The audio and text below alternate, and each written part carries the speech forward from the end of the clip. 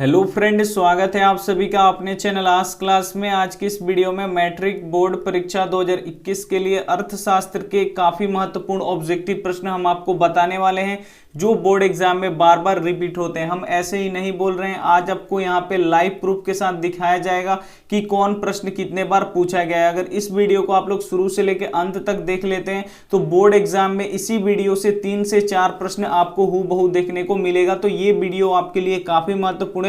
तो एक बार फिर आपसे बोलते हैं कि एक भी प्रश्न आप स्किप मत कीजिएगा, शुरू से लेकर अंत तक देखिएगा। और ये क्लास डेली शाम 5 बजे चलता है, तो 5 बजे आप लोग लाइव आना बिल्कुल नहीं भूलिएगा। अगर चैनल को सब्सक्राइब नहीं किए हैं तो चैनल को सब्सक्राइब कर लीजिए, और सब्सक्राइब करने के बाद एक बेल आइकन आता है, उसको ऑल पे दबा लीजिए, ताकि जब भी हम कोई भी लाइव क्लास लें तो सबसे पहले नोटिफिकेशन आप तक पहुंचे और उस क्लास को सबसे पहले आप देखें। तो आइए शुरू करते हैं। यहाँ पे पहले नंबर प्रश्न से पहला प्रश्न है, इनमें से किसको प्राथमिक क्षेत्र भी कहा जाता है। बताना है कि इनमें से किसको प्राथमिक क्षेत्र कहा जाता है। ए ऑप्शन है सेवा क्षेत्र को, बी ऑप्शन है कृषि क्षेत्र को, सी ऑप्शन है औद्योगिक क्षेत्र को, डी ऑप्शन है इनमें से कोई नहीं। और ये प्रश्न देखिए काफी बार यहाँ पे पूछा गया है बोर्ड एग्जाम में, और ये बार बार रिपीट भी हुआ है कि इनमें किसको प्राथमिक क्षेत्र कहा जाता है। तो प्राथमिक क्षेत्र किसे बोला जाता है, कृषि क्षेत्र को ही यहाँ पे प्राथमिक क्षेत्र बोला जाता है। यानी यहाँ पे बी ऑप्शन क्या हो जाएगा, यहाँ पे बिल्कुल सही हो जाएगा। और जितने भी हम आज यहाँ पे प्रश्न आपको करवाने वाले हैं वो 2021 बोर्ड एग्जाम के लिए काफी महत्वपूर्ण रहेंगे।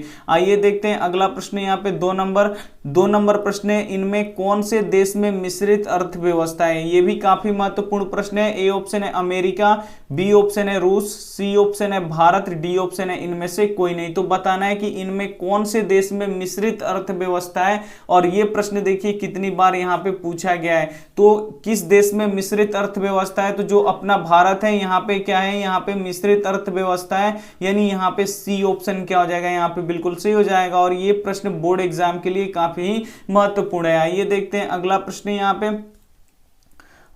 यहाँ पे देखिए 3 नंबर प्रश्न है, भारत में योजना आयोग का गठन कब किया गया था। काफी महत्वपूर्ण प्रश्न है। ए ऑप्शन है 15 मार्च 1950, बी ऑप्शन है 15 सितंबर 1950, सी ऑप्शन है 15 अक्टूबर 1951, डी ऑप्शन है इनमें से कोई नहीं। तो आपको बताना है कि भारत में योजना आयोग का गठन कब किया गया। अब योजना आयोग का नाम बदल के नीति आयोग कर दिया गया है, तो उसी को बताना है कि जो योजना आयोग है उसका गठन कब किया गया था। तो योजना आयोग का गठन 15 मार्च 1950 को किया गया था। यानी यहाँ पे ए ऑप्शन क्या हो जाएगा, यहाँ पे बिल्कुल सही हो जाएगा। ये देखते हैं अगला प्रश्न। यहाँ पे 4 नंबर प्रश्न। यहाँ पे देखिए, जिस देश का राष्ट्रीय आय अधिक होता है वह देश कहलाता है। काफी महत्वपूर्ण प्रश्न है कि जिस देश का राष्ट्रीय आय अधिक होता है वह देश क्या कहलाता है। ए ऑप्शन है यहाँ पे अविकसित, बी ऑप्शन है विकसित, सी ऑप्शन है अर्ध विकसित, डी ऑप्शन है इनमें से कोई नहीं। और ये प्रश्न देखिए 2018 में लगातार पूछा गया है कि जिस देश का राष्ट्रीय आय अधिक होता है वह देश क्या कहलाता है। तो वह देश विकसित देश कहलाता है। यानी यहाँ पे बी ऑप्शन क्या हो जाएगा, यहाँ पे बिल्कुल सही हो जाएगा। और यहाँ पे पूछता है कि विकसित देश कौन सा है, तो विकसित देश अमेरिका है। तो ये आपको पता होना चाहिए। यानी यहाँ पे पूछ रहा है कि जिस देश का राष्ट्रीय आय अधिक होता है उस देश को हम लोग क्या बोलते हैं, तो विकसित देश बोलते हैं। यानी यहाँ पे बी ऑप्शन क्या हो जाएगा, बिल्कुल सही हो जाएगा। ये देखते हैं अगला प्रश्न। यहाँ पे अगला प्रश्न देखिए, यहाँ पे इनमें से किसे पिछड़ा राज्य कहा जाता है। ये भी काफी महत्वपूर्ण प्रश्न है। और देख लीजिए ये कितनी बार पूछा गया है कि किस राज्य को पिछड़ा राज्य बोला जाता है। ए ऑप्शन है पंजाब को, बी ऑप्शन है केरल को, सी ऑप्शन है बिहार को, डी ऑप्शन है दिल्ली को। ये प्रश्न का आंसर सभी बच्चों को पता होगा, लेकिन ये भी प्रश्न काफी बार बोर्ड एग्जाम में पूछा जाता है कि इनमें से किस राज्य को पिछड़ा राज्य कहा जाता है। तो जो बिहार राज्य है उसी को यहाँ पे पिछड़ा राज्य बोला जाता है। यानी यहाँ पे सी ऑप्शन क्या हो जाएगा, यहाँ पे बिल्कुल सही हो जाएगा। ये देखते हैं अगला प्रश्न। 6 नंबर प्रश्न है, शेयर बाजार का नियामक संस्था है। काफी महत्वपूर्ण प्रश्न है ये भी कि शेयर बाजार की नियामक संस्था कौन है। यानी जो शेयर बाजार होता है उसका देख रेख कौन करता है। ए ऑप्शन है यहाँ पे सिडबी, बी ऑप्शन है सेबी, सी ऑप्शन है आरबीआई यानी reserve bank of India, D option है यहाँ पे स्टॉक एक्सचेंज। तो आपको बताना है कि जो शेयर बाजार होता है उसका नियामक संस्था कौन होता है, यानी उसका देख रेख वाला संस्था कौन होता है, तो वो सेबी होता है। तो ये प्रश्न आपको याद होना चाहिए। यानी यहाँ पे बी ऑप्शन क्या हो जाएगा, बिल्कुल सही हो जाएगा। और ये 2018 में पूछा गया है। आइए देखते हैं अगला प्रश्न। यहाँ पे 7 7 नंबर प्रश्न है, भारत में किस राज्य की प्रति व्यक्ति आय कम है? काफी ही महत्वपूर्ण प्रश्न है कि भारत में किस राज्य की प्रति व्यक्ति आय सबसे कम है। ए ऑप्शन है यहाँ पे बिहार, बी ऑप्शन है पंजाब, सी ऑप्शन है हरियाणा, डी ऑप्शन है गोवा। तो यहाँ पे बताना है कि भारत में किस राज्य की प्रति व्यक्ति आय सबसे कम है। तो जो बिहार राज्य है उसका यहाँ पे प्रति व्यक्ति आय है वो सबसे कम है, यानी यहाँ पे ए ऑप्शन क्या हो जाएगा, यहाँ पे बिल्कुल सही हो जाएगा। और जो सबसे गरीब राज्य है वो क्या है, यहाँ पे बिहार हो जाएगा। यहाँ का प्रति व्यक्ति आय सबसे कम है, यानी यहाँ पे ए ऑप्शन क्या हो जाएगा, यहाँ पे बिल्कुल सही हो जाएगा। ये देखते हैं अगला प्रश्न यहाँ पे।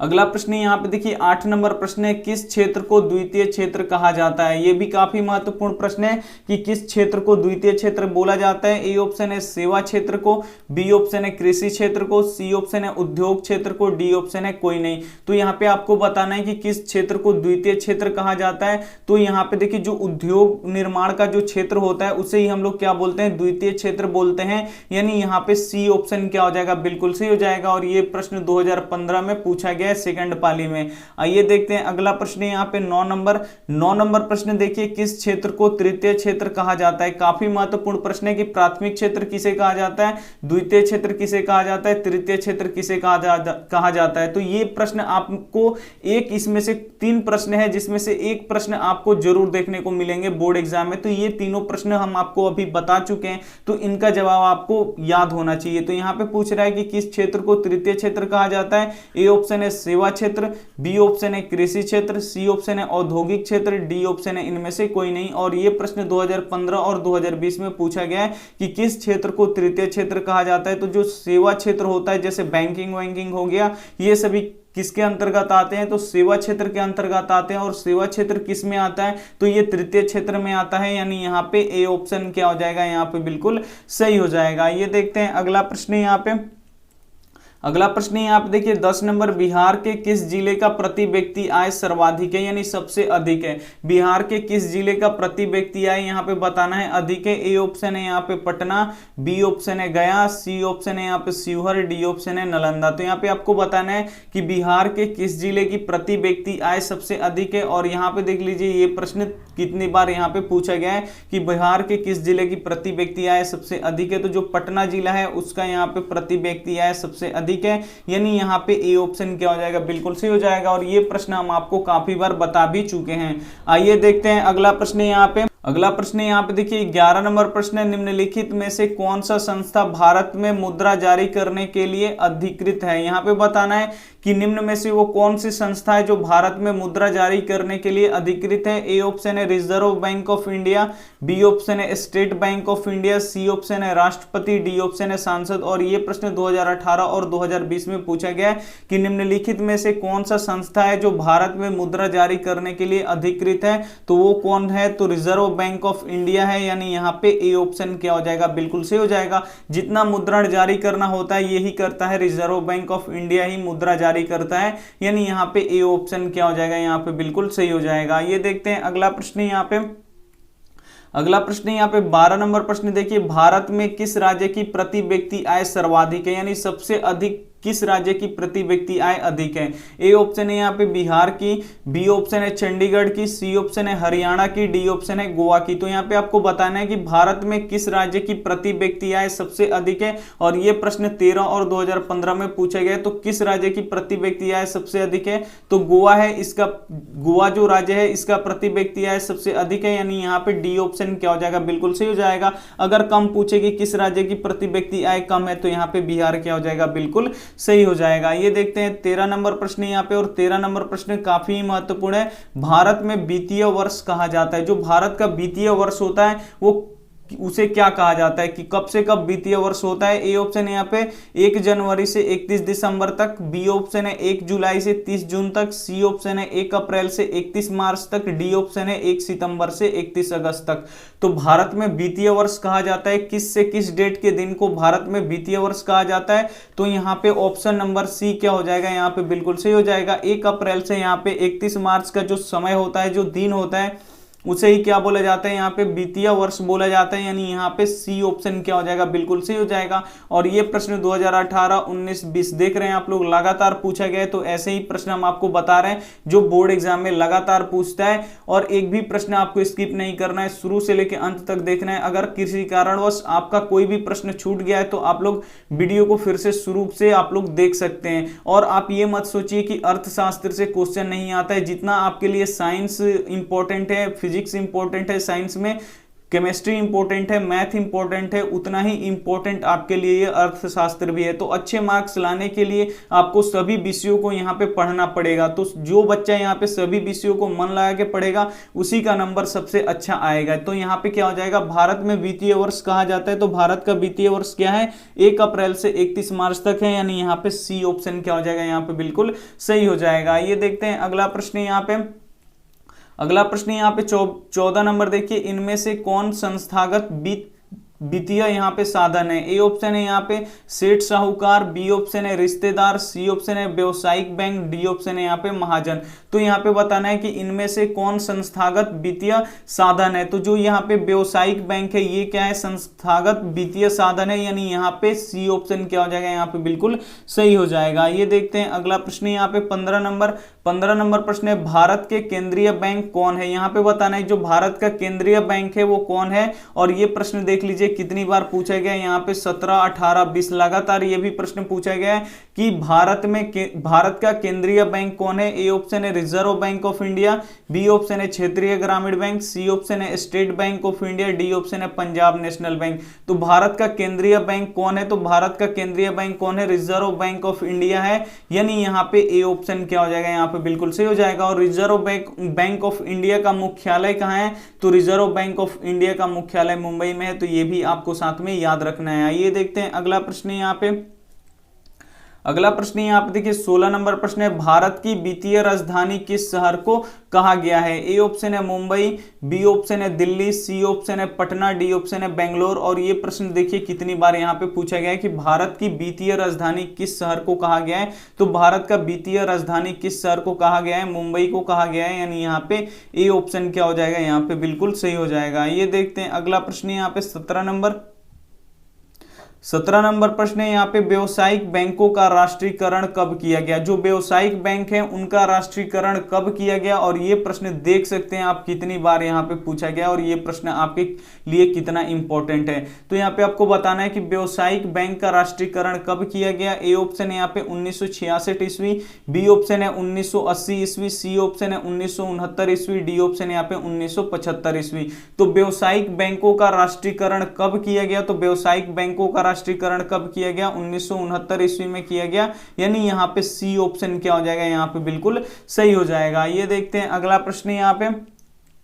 अगला प्रश्न यहाँ पे 18 नंबर देखिए, कौन सी सेवा गैर सरकारी है, यानी यहाँ पे बताना है कि कौन सी सेवा प्राइवेट है। ए ऑप्शन है यहाँ पे सैन्य सेवा, बी ऑप्शन है वित्त सेवा, सी ऑप्शन है मॉल सेवा, डी ऑप्शन है यहाँ पे रेल सेवा। तो यहाँ पे आपको बताना है कि वो कौन सी सेवा है जो गैर सरकारी है, यानी सरकारी नहीं है। तो यहाँ पे देखिए ये प्रश्न 2015 और 20 में पूछा गया है। तो कौन सी यहाँ पे जो सेवा है जो गैर सरकारी है यानी प्राइवेट है, तो जो ये मॉल होता है वो क्या होता है, यहाँ पे प्राइवेट होता है, यानी यहाँ पे सी ऑप्शन क्या हो जाएगा, यहाँ पे बिल्कुल सही हो जाएगा। जो सैन्य सेवा होता है वो सरकारी होता है, वित्तीय सेवा ये भी क्या होता है, यहाँ पे सरकारी होता है, और जो रेल सेवा होता है वो भी सरकारी होता है, लेकिन जो मॉल सेवा होता है वो सरकारी नहीं होता है, वो गैर सरकारी होता है, यानी यहाँ पे सी ऑप्शन क्या हो जाएगा, यहाँ पे बिल्कुल सही हो जाएगा। ये देखते हैं 19 नंबर प्रश्न है यहाँ पे। 19 नंबर प्रश्न है, बिहार संपन्न है, जो अपना बिहार है वो संपन्न है किसमें। ए ऑप्शन है यहाँ पे उद्योग में, बी ऑप्शन है पशुपालन में, सी ऑप्शन है खनिज में, डी ऑप्शन है कृषि में। तो बिहार संपन्न है, तो बिहार किस में संपन्न है, तो बिहार यहाँ पे कृषि में संपन्न है, यानी यहाँ पे सबसे अधिक लोग कौन सा काम करते हैं, तो कृषि कार्य करते हैं, यानी यहाँ पे डी ऑप्शन क्या हो जाएगा, बिल्कुल सही हो जाएगा। बिहार किस में संपन्न है, तो ये कृषि में संपन्न है, और ये प्रश्न 2020 में पूछा गया है, यहाँ पे डी ऑप्शन क्या हो जाएगा, यहाँ पे बिल्कुल सही हो जाएगा। ये देखते हैं अगला प्रश्न यहाँ पे। अगला प्रश्न यहाँ पे 20 नंबर देखिए, आर्थिक विकास का तीसरा क्षेत्र क्या है। यहाँ पे बताना है कि जो आर्थिक विकास है उसका तीसरा क्षेत्र क्या है। ए ऑप्शन है यहाँ पे कृषि क्षेत्र, बी ऑप्शन है विज्ञान क्षेत्र, सी ऑप्शन है शिक्षा क्षेत्र, डी ऑप्शन है यहाँ पे सेवा क्षेत्र। तो यहाँ पे आपको बताना है कि आर्थिक विकास का तीसरा क्षेत्र क्या है, और ये प्रश्न 2015 और 2020 में पूछा गया है। तो आर्थिक विकास का तीसरा क्षेत्र क्या होता है, तो सेवा क्षेत्र होता है, यानी यहाँ पे डी ऑप्शन क्या हो जाएगा, यहाँ पे बिल्कुल सही हो जाएगा। ये देखते हैं अगला प्रश्न यहाँ पे 21 नंबर प्रश्न काफी महत्वपूर्ण है आपके बोर्ड एग्जाम के लिए। कौन बीमारू राज्य नहीं है, इसमें से बताना है आपको कि कौन बीमारू राज्य नहीं है। ए ऑप्शन है बिहार, बी ऑप्शन है उड़ीसा, सी ऑप्शन है कर्नाटक, डी ऑप्शन है यहाँ पे मध्य प्रदेश। तो आपको बताना है कि कौन बीमारू राज्य नहीं है इसमें से। तो यहाँ पे देखिए जो बिहार है वो भी बीमारू राज्य है, उड़ीसा भी बीमारू राज्य है और मध्य प्रदेश भी बीमारू राज्य है, यानी ये जो तीनों है ये क्या है, एक बीमारू राज्य है। लेकिन जो कर्नाटक है वो बीमारू राज्य नहीं है, यानी यहाँ पे सी ऑप्शन क्या हो जाएगा, बिल्कुल सही हो जाएगा। और ये प्रश्न 2013, 2016 और 2018 में पूछा गया है। आइए देखते हैं अगला प्रश्न यहाँ पे। अगला प्रश्न यहाँ पे देखिए 22 नंबर प्रश्न है, वैश्वीकरण के मुख्य अंक कितने हैं। और ये प्रश्न देखिए कितनी बार बोर्ड एग्जाम में पूछा गया है कि वैश्वीकरण के मुख्य अंग कितने हैं। ए ऑप्शन है यहाँ पे 1, बी ऑप्शन है 2, सी ऑप्शन है 3, डी ऑप्शन है 4। तो वैश्वीकरण के मुख्य अंक कितने हैं, तो वैश्वीकरण के मुख्य अंक कितने हैं, 4 है, यानी यहाँ पे डी ऑप्शन क्या हो जाएगा, यहाँ पे बिल्कुल सही हो जाएगा। हम आपके लिए काफी महत्वपूर्ण प्रश्न ला रहे हैं, तो आप लोग प्लीज वीडियो को लाइक कर दीजिएगा। अगर आप एक लाइक करते हैं तो बहुत ही मोटिवेशन मिलता है और काम करने का और भी ज्यादा मन करता है, आपके लिए और भी अच्छे अच्छे प्रश्न लाने का मन करता है। और यहाँ पे देखिए अब डेली यहाँ पे 12 बजे दिन में क्या होगा, आपके लिए सब्जेक्टिव क्वेश्चन का क्लास कराया जाएगा। तो ये क्लास कल से स्टार्ट हो जाएगा। तो आप लोग यहाँ पे जिनको यहाँ पे सब्जेक्टिव प्रश्न पढ़ना है वो कल 12 बजे से यहाँ पे लाइव आ सकते हैं, और सब्जेक्टिव क्वेश्चन सभी विषयों का यहाँ पे तैयारी कराया जाएगा। वो केवल 12 बजे दिन में केवल सब्जेक्टिव ही चलेगा। तो आप लोगों को अगर सब्जेक्टिव पढ़ना है तो 12 बजे आप लोग हमसे जुड़ सकते हैं। और ये प्रश्न देख लीजिए काफी महत्वपूर्ण था कि वैश्वीकरण के मुख्य कितने अंग होते हैं, तो 4 अंग होते हैं। और ये प्रश्न कितनी बार बोर्ड एग्जाम में पूछा गया है। आइए देखते हैं अगला प्रश्न 23 नंबर प्रश्न है, निम्नलिखित में कौन बहुराष्ट्रीय कंपनी है। तो बहुराष्ट्रीय कंपनी किसे बोला जाता है, जिस वैसा कंपनी जो एक से अधिक देशों में होता है उसे हम लोग क्या बोलते हैं, बहुराष्ट्रीय कंपनी बोलते हैं। तो यहाँ पे देखिए ए ऑप्शन है फोर्ड मोटर्स, बी ऑप्शन है कोका कोला, सी ऑप्शन है नोकिया, डी ऑप्शन है ये सभी। तो बहुराष्ट्रीय कंपनी क्या क्या होती हैं, जिसका यहाँ पे जो कंपनियां एक से अधिक देश में होती हैं उसे ही क्या बोला जाता है, उसका ब्रांच होता है, उसे हम लोग क्या बोलते हैं, बहुराष्ट्रीय कंपनी बोलते हैं। तो यहाँ पे देखिए फोर्ड ये भी बहुराष्ट्रीय कंपनी है, केवल भारत में नहीं है, ये सभी देशों में होता है। और यहाँ पे देखिए कोका कोला ये भी क्या है, बहुराष्ट्रीय कंपनी है, एक से अधिक देशों में इसका यहाँ पे कंपनी है। नोकिया भी क्या है, एक बहुराष्ट्रीय कंपनी है, यानी यहाँ पे डी ऑप्शन क्या हो जाएगा, बिल्कुल सही हो जाएगा। ये सभी क्या है, बहुराष्ट्रीय कंपनी है, यानी यहाँ पे डी ऑप्शन क्या हो जाएगा, बिल्कुल सही हो जाएगा। और ये प्रश्न 2018 और 2019 में पूछा गया है। आइए देखते हैं अगला प्रश्न यहाँ पे। अगला प्रश्न यहाँ पे देखिए 24 नंबर प्रश्न है, स्वर्ण आभूषणों की परिशुद्धता को सुनिश्चित करने के लिए किस मान्यता प्राप्त चिन्ह का होना आवश्यक है। और ये प्रश्न देखिए कितनी बार पूछा गया है, 13, 16, 18, 19। तो यहाँ पे देखिए ए ऑप्शन है यहाँ पे ISFI मार्क, बी ऑप्शन है यहाँ पे हॉल मार्क, सी ऑप्शन है एग मार्क, डी ऑप्शन है इनमें से कोई नहीं। तो यहाँ पे बताना है कि स्वर्ण आभूषणों की परिशुद्धता को सुनिश्चित करने के लिए किस मान्यता प्राप्त चिन्ह का होना आवश्यक है। तो जो हॉलमार्क होता है इसका यहाँ पे होना बहुत ही जरूरी है, यानी यहाँ पे बी ऑप्शन क्या हो जाएगा, यहाँ पे बिल्कुल सही हो जाएगा। और ये प्रश्न बोर्ड एग्जाम के लिए काफी महत्वपूर्ण है। आइए देखते हैं अगला प्रश्न यहाँ पे 25 नंबर प्रश्न है, भारत में उपभोक्ता संरक्षण अधिनियम की घोषणा कब हुई। और ये प्रश्न 14 और 18 में पूछा गया कि भारत में उपभोक्ता संरक्षण अधिनियम की घोषणा कब हुई। ए ऑप्शन है 1986, बी ऑप्शन है यहाँ पे 1980, सी ऑप्शन है 1987, डी ऑप्शन है यहाँ पे 1988। तो भारत में यहाँ पे उपभोक्ता संरक्षण अधिनियम की घोषणा कब हुई, तो ये 1986 में हुई, यानी यहाँ पे ए ऑप्शन क्या हो जाएगा, यहाँ पे बिल्कुल सही हो जाएगा। ये थे हमारे महत्वपूर्ण ऑब्जेक्टिव प्रश्न जो बोर्ड एग्जाम में बार बार रिपीट होते हैं। तो आपको क्या करना है, एक भी प्रश्न को स्किप नहीं करना है, शुरू से अंत तक तो आप देख लिए, और जो आपको प्रश्न याद नहीं है तो उसे आप लोग नोटबुक पे लिख लीजिए और याद कर लीजिए, उसका आप लोग क्या करते रहिएगा, रिवीजन करते रहिएगा। अगर ऐसे कीजिएगा तो आप बोर्ड एग्जाम में काफी अच्छे मार्क्स ला सकते हैं और अपना नाम रोशन कर सकते हैं। और ये रहा हमारा होमवर्क प्रश्न। होमवर्क प्रश्न यहाँ पे देखिए, योजना आयोग के अध्यक्ष कौन होते हैं? जो योजना आयोग है, अब इसका नाम यहाँ पे नीति आयोग कर दिया गया है, तो यहाँ पे ये भी प्रश्न हो सकता है कि नीति आयोग के अध्यक्ष कौन होते हैं या योजना आयोग के अध्यक्ष कौन होते हैं, तो दोनों प्रश्न का एक ही जवाब होगा, क्योंकि नाम बदल के योजना आयोग का नीति आयोग कर दिया गया है। ए ऑप्शन है यहाँ पे मुख्यमंत्री, बी ऑप्शन है गृह मंत्री, सी ऑप्शन है प्रधानमंत्री, डी ऑप्शन है रक्षा मंत्री। तो जो भी ऑप्शन इसमें से आपको सही लगे वो आपको क्या करना है, हमें कमेंट करना है। और यहाँ पे आपको ए बी सी ऐसे लिख के नहीं करना है कमेंट, पूरा यहाँ पे जो आपको ऑप्शन सही लगेगा उसको आपको पूरा लिखना है, उसके बाद ही आपको क्या करना है, कमेंट करना है। अगर वीडियो अच्छी लगी हो तो वीडियो को आप लोग जरूर लाइक कर दीजिए, अपने दोस्तों के पास इस वीडियो को जरूर शेयर कीजिएगा, और यहाँ पे चैनल को सब्सक्राइब नहीं किए हैं तो चैनल को सब्सक्राइब कर लीजिएगा, और साथ में जो बेल आइकन होता है उसको ऑल पे दबा लीजिएगा, ताकि जब भी हम कोई वीडियो अपलोड करें या लाइव क्लास लें तो उसका नोटिफिकेशन आप तक पहुंचे। अगर यही काम आप नहीं कीजिएगा, बेल आइकन को नहीं दबाइएगा, तो आपके पास कोई भी नोटिफिकेशन नहीं पहुंच पाएगा, कब क्लास हो रहा है कब नहीं हो रहा है आपको कुछ भी पता नहीं चलेगा। तो इसीलिए जो बेल आइकन होता है, सब्सक्राइब करने के बाद ही एक ऐसे घंटी की तरह बन के आता है, और यहाँ पे देखिए जो घंटी के निशान को जब आप दबाइएगा तो 3 यहाँ पे ऑप्शन आएगा, ऊपर में आता है ऑल, तो उसी ऑल पे क्या कर लेना है, आपको दबा लेना है, ताकि जब भी हम कोई वीडियो अपलोड करें तो नोटिफिकेशन आप तक पहुंचे। थैंक यू फॉर वॉचिंग, मिलते हैं अगले वीडियो में, तब तक अपना ध्यान रखिए, मन लगा के पढ़ाई कीजिए, और 8 बजे क्रैश कोर्स होगा तो उसमें आप लोग जरूर आइएगा। Take care and bye.